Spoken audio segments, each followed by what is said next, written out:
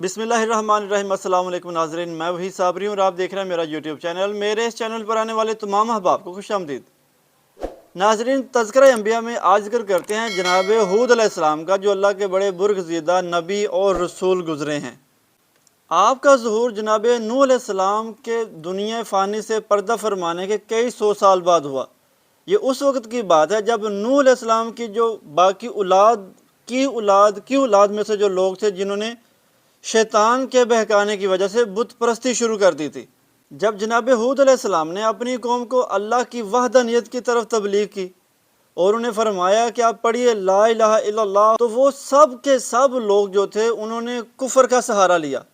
اس کی وجہ کیا تھی کہ وہ اتنے بڑے اور طاقتور لوگ تھے، جو دراز قد تھے۔ ان کا قد کم و بیش 400 گز تھا۔ جو درمیانے درجے کے لوگ تھے، جن کی ہائٹ درمیانہ درجہ کی تھی، وہ 200 گز، جبکہ جو چھوٹے قد کے لوگ تھے ان کی ہائٹ، جو ان کا قد تھا، وہ 70 گز ہوا کرتا تھا۔ اور طاقت اللہ پاک نے انہیں اتنی دے رکھی تھی، بیان کیا جاتا ہے کہ جب وہ پاؤں زمین پر زور سے مارتے تو گھٹنوں تک ان کے پاؤں زمین میں دھنس جاتے۔ وہ لوگ بیمار نہیں ہوتے تھے۔ ان لوگوں نے ایک عرصہ سے موت کا سامنا نہیں کیا تھا۔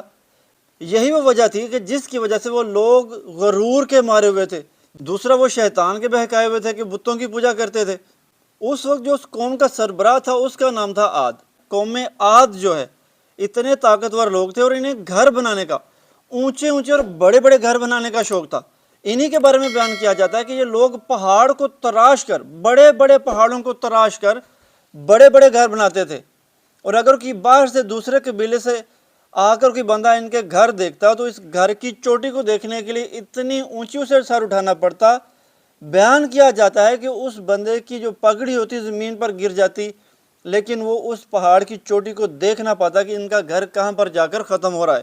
اس کی وجہ یہ تھی کہ ان لوگوں کے دل میں خیال آ گیا تھا کہ وہ پہنچنا چاہتے تھے آسمانوں پر، اس لیے ان میں ایک ریس لگی ہوئی تھی بڑے بڑے گھر بنانے کی۔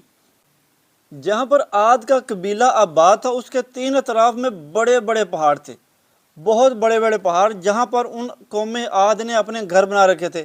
اور ایک طرف خالی تھی جہاں سے ہوا کا ہلکا سا گزر ہوتا تھا، جہاں سے وہ باقی شہروں کی طرف رخ کرتے تھے، اور جہاں پر انہوں نے اپنے مویشی پال رکھے تھے۔ کئی سال کی جد و جہد، کوشش اور تبلیغ کے بعد بھی صرف 70 لوگ ایسے تھے جو جناب ہود علیہ السلام پر ایمان لے کر آئے تھے۔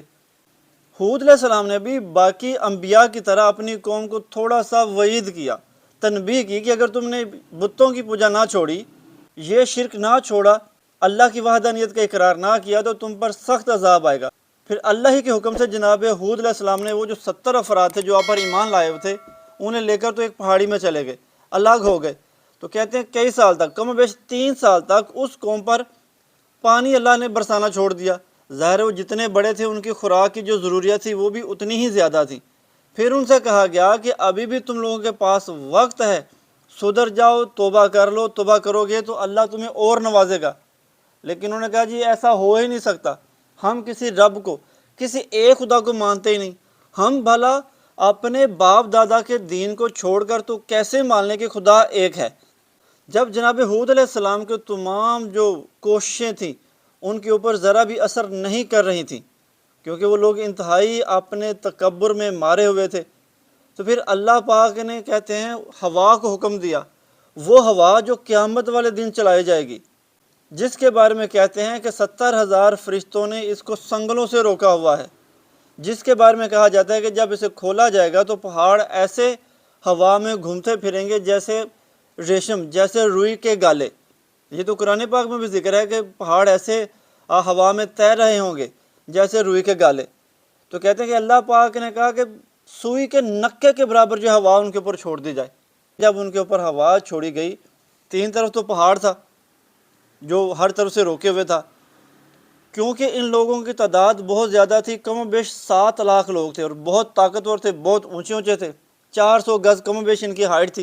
تو ان لوگوں نے کیا کیا کہ جو پہاڑ کی چوتھی سائڈ تھی، جس کے اوپر تھوڑی سی ہوا آنے کا چانس تھا، تو اس طرف یہ 7 لاکھ لوگ کٹھے ہو گئے اور درمیان میں انہوں نے اپنے جتنے بھی چوپائے تھے ان کو رکھ لیا، مانند یہ پہاڑ وہاں پر چوتھی جو ہے پلر بن کے سامنے آئے، اور یہ کہنے لگے کہ اب کسی ہوا کو کہیں کہ یہاں پر آ کر دکھائے ہمیں۔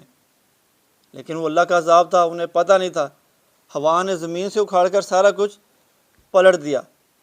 جو بچ گئے 1 سال تک اسی درد اور تکلیف سے روتے رہے۔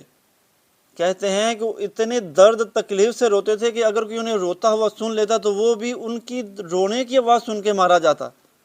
لیکن وہ جو 70 افراد تھے جو جناب ہود علیہ السلام پر ایمان لائے تھے، انہیں ہوا میں چھوا بھی نہیں۔ اس کی وجہ کیا ہے کہ ان میں اللہ کے رسول موجود تھے، ان میں اللہ کے رسول موجود تھے۔ اور اللہ کے رسول نے کیا کیا کہ ان کے ارد گرد ایک دائرہ کھینچ دیا، ایک حصار کھینچ دیا۔ اور وہ جو ہوا تھی جس نے پہاڑوں کو ریزہ ریزہ کر دیا، جس نے 7 لاکھ افراد کو الٹا کے رکھ دیا، اس نے ان 70 افراد کا بال بھی باقی نہیں کیا۔ اسی ہوا کے جو عذاب تھا اس میں عاد بھی مارا گیا، اس کے جو کتنے جو 7 لاکھ لوگ تھے مارے گئے۔ لیکن عاد کی اولاد میں ہی ایک لڑکا تھا جس کا نام تھا شداد۔ ویسے تو شداد کا ایک اور بھی بھائی تھا جس کا نام تھا شدید، وہ بھی کئی 100 سال کی حکومت کے بعد مرا۔ اس کے بعد شداد بادشاہ بنا۔ شداد بھی ظاہر ہے اپنے باپ دادا کی طرح تھا۔ جب جناب ہود علیہ السلام نے اللہ کے حکم سے اسے بھی اللہ کی وحدانیت کی تبلیغ کی تو اس نے بھی کفر کیا۔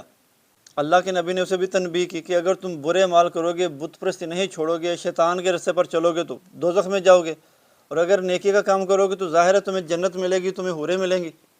کیونکہ اللہ پاک نے اسے بھی طویل عمر عطا کر رکھی تھی، بڑا خزانہ تھا اس کے پاس، اور 1000 کے قریب اس کی بیویاں تھیں۔